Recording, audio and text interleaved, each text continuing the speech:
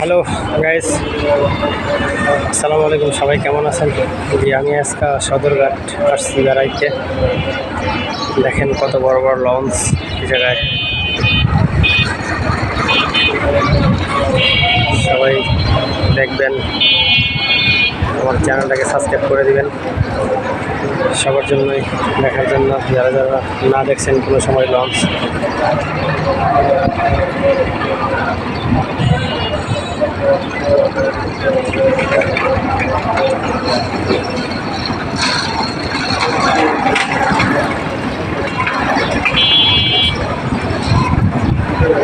এগুলা অনেক বড় বড় লঞ্চ দেখেন।